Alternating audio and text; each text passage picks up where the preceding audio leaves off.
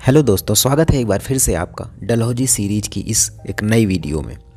आज मैं जानकारी देने वाला हूं आपको खजियार के बारे में।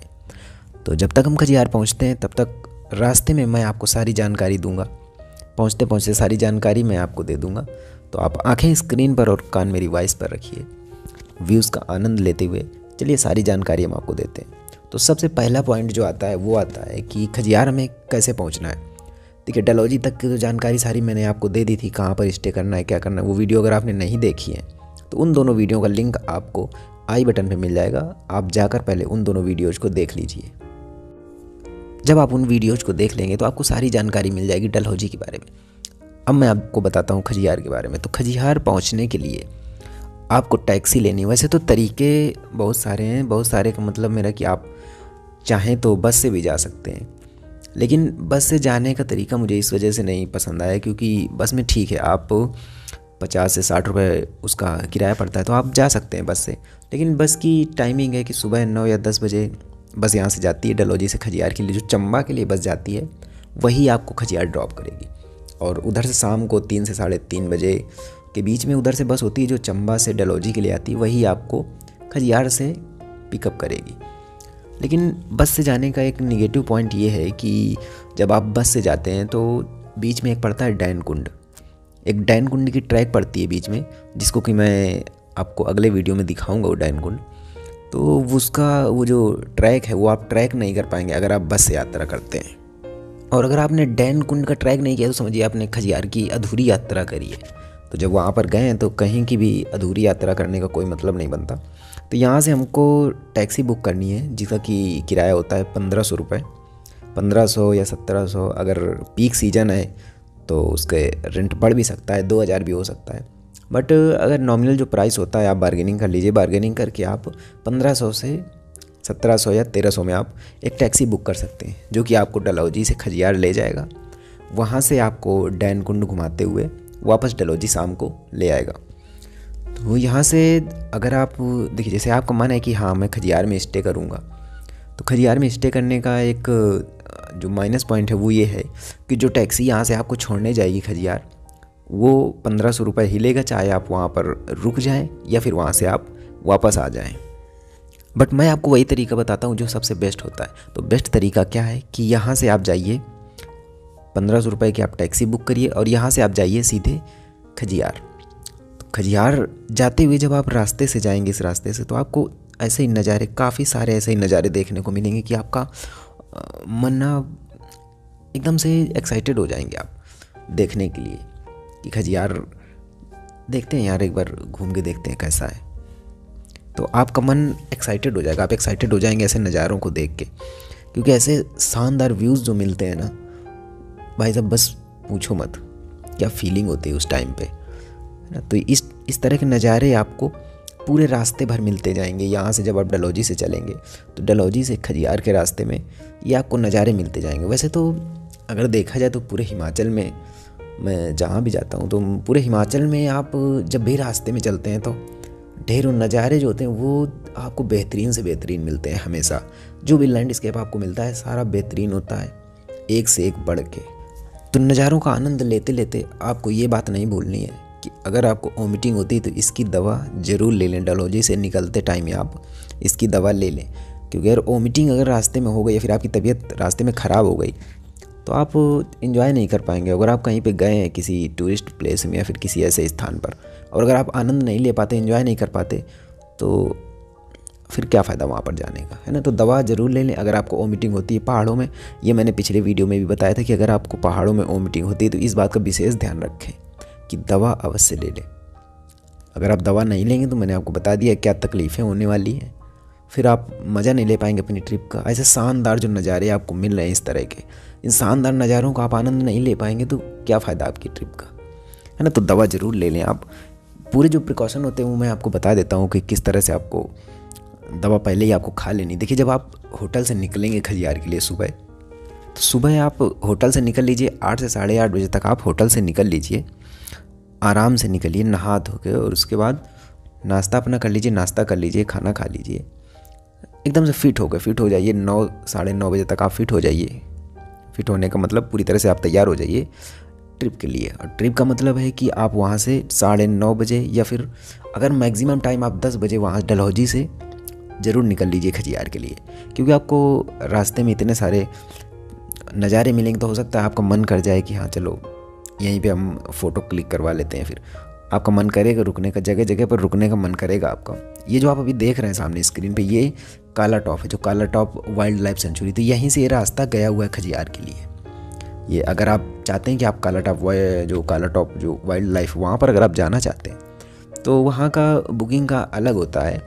तो अगर पीक सीजन में थोड़ा सा कुछ जो प्राइस होता है वो ज़्यादा होता है, शायद 3 से 4 हज़ार तक, या फिर अभी इसका मुझे कंफर्म नहीं हो। जो चीज़ें मुझे कंफर्म नहीं होती वो मैं आपको नहीं बताता हूँ, क्योंकि जो चीज़ें मैंने एक्सपीरियंस करी है सिर्फ उन्हीं को बताता हूँ आपको, क्योंकि जो जानकारी एक्चुअल जो जानकारी होती है वही जानकारी मैं आपको देता हूँ। जो जानकारी मुझे नहीं होती वो मैं आपको नहीं देता हूँ। और ये जो काला टॉप वाइल्ड लाइफ सेंचुरी है, तो ये ऐसे ही खुला जंगल है। जानवर तो बहुत कम मिलते हैं, इतने ज़्यादा जानवर मिलते नहीं। तो वहाँ पर जाने का अगर आप का मन है, आप ज़्यादा दिन का स्टे लेकर आएँ या ज़्यादा दिन का टाइम लेकर आएँ स्टे करने के लिए यहाँ पर डलहौजी में, तो आप चाहें तो जा सकते हैं। बट मेरे ख्याल से मेरा तो ओपिनियन यही है कि अगर आप वहाँ ना जाएं, आप 3 दिन में अपनी ट्रिप को कंप्लीट कर लें, तो वो आपके लिए ज़्यादा फ़ायदेमंद रहेगा और बजट में भी रहेगा। तो चलिए, रास्ते में इस तरह के व्यूज़ आपको मिलते जाएंगे जो कि आपके शरीर और मन दोनों को आनंद देते जाएंगे। तो यहाँ से देखिए, अब रास्ते से वहाँ पर मैं आपको बता रहा था कि डलहौजी से सुबह आप निकल लें तो 9-10 बजे तक आप आराम से निकल लीजिए वहीं से, क्योंकि अगर आप जितनी देर करेंगे वहाँ से, आप डलहौजी से निकलने में जितनी देर करेंगे, वापस होने में आपको उतना ही टाइम लग जाएगा। क्योंकि जो डैन गुंडी की ट्रैक होती है उसमें भी आपको 3-4 घंटे लग जाते हैं आराम से। अब आप कहीं पे अगर जा रहे हैं तो आप एंजॉय करके ही आराम से आएँ। कहीं पे जल्दी जल्दी तो आप करेंगे नहीं कि हाँ चलो जल्दी जल्दी से निकल लेते हैं यहाँ पर घूम के बस, है ना। ये तो आप करेंगे नहीं, क्योंकि ऐसे शानदार नज़ारे कहाँ पर मिलेंगे जो आप सामने स्क्रीन पर देख रहे हैं। इसीलिए मैंने बोला है कि आप आंखें अपनी स्क्रीन पर और सिर्फ कान मेरी वॉइस पर रखिए। और ऐसे नज़ारों को देखने के लिए तो आप इतनी दूर से चलकर यहाँ पर घूमने आते हैं, है ना। तो नज़ारों को एंजॉय करना बहुत ही ज़्यादा इंपॉर्टेंट। बाकी प्रिकॉशन मैंने सारी चीज़ें बता दी। और कितने बजे आपको निकलना है वहाँ से डलहौजी से खजियार के लिए, ये भी मैंने बता दी। डलहौजी से जो खजियार का रास्ता है वो है 22 से 23 किलोमीटर, 22 किलोमीटर लंबा है। यानी कि वहाँ से डलहौजी से खजियार तक जाने में आपको लगभग 1 घंटे या 45 मिनट से 1 घंटे तक का समय लगता है। लेकिन व्यूज़ बहुत ही आनंद देने वाले होते हैं, ये मैं आपसे बार बार कह रहा हूँ, है ना। देखिए इस तरह के अगर व्यूज़ आपको मिलेंगे तो आपको क्यों पहाड़ों से प्यार नहीं होगा। मैं तो आता हूँ, जब मैं कहीं भी हिमाचल में कहीं भी आता हूँ, हिमाचल में किसी भी स्थान पर मैं आता हूँ तो मतलब पहाड़ों से लगाव हो जाता है, अपनापन सा हो जाता है पहाड़ों से। और अभी आप ये जो सामने देख रहे हैं यही मैदान आप कभी जब फ़ोटो में देखते होंगे, है ना। क्योंकि अभी हम खजियार पहुँच चुके हैं। मैंने कहा था खजियार पहुँचते पहुँचते मैं आपको जानकारी दे दूँगा यहाँ पहुँचने की। अभी जब पहुँच जाएंगे तो आपको स्टे करने की भी जानकारी दे दूँगा।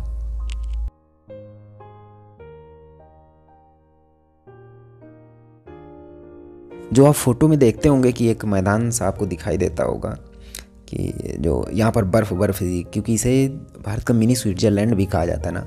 लेकिन इस टाइम पर यहाँ पर स्नोफॉल नहीं होती, क्योंकि ये टाइम है नवंबर का, और यहाँ पर स्नोफॉल होती है वही लास्ट दिसंबर, जनवरी और फरवरी में। मतलब लास्ट दिसंबर स्टार्टिंग जनवरी यहाँ पर काफ़ी स्नोफॉल होता है। तो जो मैदान आप देख रहे हैं ये पूरा घास का मैदान है, इसे ही खजियार कहा जाता है। खजियार की लेक है जो आप बीच में देख रहे हैं, तो इसे ही मैदान कहा जाता है। जब आप अगर आते हैं, जैसे आप मानसून के सीज़न यानी कि आप आते हैं जैसे जुलाई अगस्त में, तो यहाँ पर आपको बहुत बड़ी बड़ी घास मिलेगी और बिल्कुल हरी घास मिलेगी यहाँ पर।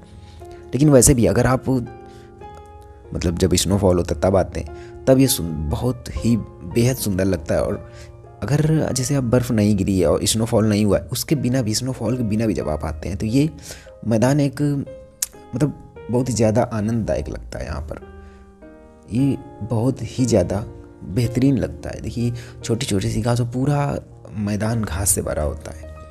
अभी तो यहाँ पर पीक सीजन नहीं है, तो इस वजह से यहाँ पर जो टूरिस्ट हैं वो थोड़े से कम है। लेकिन जब सीजन होता है तो यहाँ पर टूरिस्ट, ढेर सारे टूरिस्ट होते हैं।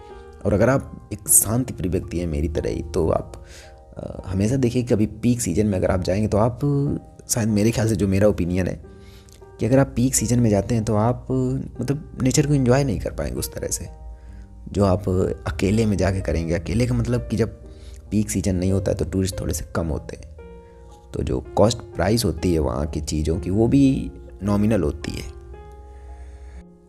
तो अगर आप भीड़ भाड़ पसंद करते हैं तो फिर आपको पीक टाइम पे आना चाहिए, यानी लास्ट दिसंबर से जनवरी में। और अगर आप भीड़ भाड़ नहीं पसंद करते हैं, आप एक शांति प्रिय व्यक्ति हैं, तो फिर आपको मतलब आना चाहिए नवंबर, अक्टूबर या फिर सितंबर में।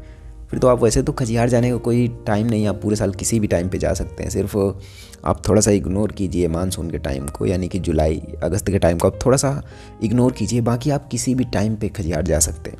ये जो आप सामने आप देख रहे हैं पूरी गेस्ट हाउस, ये स्टे करने का पूरा हुआ है। और ये जो आप छोटे छोटे से कैफ़े देख रहे हैं, यहाँ पर आप आके मैगी खा सकते हैं, जो भी चीज़ें यहाँ पर ब्रेकफास्ट कर सकते हैं, खाना खा सकते हैं, सारी चीज़ें यहाँ पर अवेलेबल रहती हैं। आप फास्ट फूड भी खा सकते हैं और बाकी सारी चीज़ें जो भी आपको खानी हो यहाँ पर आपको मिल जाएंगी, आप खा सकते हैं। वैसे पहाड़ों पर लोग क्या करते हैं कि जाके मैगी खाते हैं या फिर ऐसी थोड़ी बहुत फास्ट फूड खाते हैं थोड़ा बहुत। अब यहाँ पर लोग इसी तरह से इंजॉय करते हैं। और आप चाहें तो अपना कैमरा लेके जाइए, जैसे कि मैं लेके गया था फ़ोटो क्लिक करने के लिए, क्योंकि कुछ यादें होती हैं ना जो लोगों को संजो के रखनी होती हैं अपने पास, है ना। सभी को लगता है कि हाँ यार मैं वहाँ पे घूमने गया था, मैं ऐसी जगह पे घूमने गया था, तो उसकी कुछ मेमोरीज़ भी होनी चाहिए ना। तो इसी तरह से आप फ़ोटो क्लिक कर सकते हो, यहाँ पर लोग फ़ोटो क्लिक करवाते हैं। अच्छा, एक बात मैं आपको बता दूं कि यहाँ पर जैसे मैंने पहले ही बोला था कि यहाँ पर रुकने स्टे करने का यहाँ पर आपको कोई फ़ायदा नहीं होगा, क्योंकि स्टे करने से कोई मतलब नहीं। आप अगर शाम को वापस डलहौजी वापस चले जाते हैं तो वो ज़्यादा आपके लिए सही रहेगा। और आप यहीं पे आके 2 से 3 घंटे या 4 घंटे आप यहीं पर एंजॉय कर सकते हैं, पूरे मैदान में टहल सकते हैं आराम से, जैसे कि लोग टहल रहे हैं। तो इसी तरह से आप यहाँ पर आके टहल सकते हैं, एंजॉय कर सकते हैं। आप अपनी फैमिली के साथ आ सकते हैं, आप कपल्स आ सकते हैं, तो यहाँ पर कोई प्रॉब्लम नहीं है। आप आराम से अगर आप यहाँ आएंगे ना तो एक अलग एंजॉय करेंगे आप, है ना। बाकी भीड़ भाड़ के लिए मैंने बता दिया, अगर आप भीड़ भाड़ पसंद करते हो आप पीक टाइम पर आइए, और अगर आपको भीड़ भाड़ नहीं पसंद है तो आप नवंबर या फिर अक्टूबर के महीने में आइए। तो आप चाहें तो अपनी फैमिली के साथ भी आ सकते हैं और कपल्स भी आ सकते हैं, या फिर आप अपने दोस्तों के साथ आ सकते हैं यहाँ पर एंजॉय करने। तो इसी तरह से आपको बैठ के एंजॉय करना है। 2-3 घंटे आप यहाँ पर मैदान में आराम से एंजॉय कर सकते हैं। और यहाँ पर आपको एक चीज़ का ध्यान रखना है कि यहाँ पर कुछ लोग मिल जाएंगे, जैसे वो कहते हैं हाँ कि केसर ले लीजिए, और इस तरह से कुछ चीज़ें बेचते हुए मिल जाएंगे, तो वो आपको बिल्कुल नहीं लेनी है, ठीक है। आप यहाँ पर आइए, ये जो मैं खा रहा हूँ इसको पता नहीं क्या कहते हैं यहाँ पर, है ना, लेकिन खाने में वाकई बहुत टेस्टी था। मुझे तो मैं तो जहाँ भी जाता हूँ तो वो इसको ज़रूर खाता हूँ, क्या कहते हैं ये मुझे नहीं पता। ठीक, यहाँ से जब आप मैदान से दाईं तरफ निकलेंगे तो ये एक चलो चंबा का ये एक टैगलाइन एक लगी हुई कि हैशटैग चलो चंबा। यहाँ पर आप आराम से आके फ़ोटो क्लिक करा सकते हैं, इसीलिए यहाँ पर लगाया गया है। अब यहाँ पर बहुत सारी फ़ोटो क्लिक करने के बाद अब हम लोग वापस चलते हैं यहाँ से। खजियार से वही निकल लीजिए आप 2 बजे या 2:30 बजे, खजियार से डैन कुंड के लिए।